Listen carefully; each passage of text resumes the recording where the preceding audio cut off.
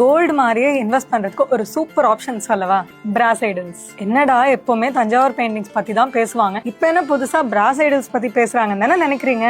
நான் என்ன சஜஸ்ட் பண்ணாலும் உங்க இடத்துக்கு ஒரு வேல்யூ ஆட் பண்ற மாதிரி தான் சஜஸ்ட் பண்ணுவேன். அப்படிதான் நம்ம முன்னோர்களும் எப்பவுமே ஒரு வேல்யூல தான் இன்வெஸ்ட் பண்ண சொல்லுவாங்க. எப்படி டாஞ்சூர் பெயிண்டிங்ஸ்க்கு ரீசேல் வேல்யூ இருக்கோ அதே மாதிரி பிராஸ்கோ ரீசேல் வேல்யூ இருக்கு. ஏன்னு நான் சொல்றேன்.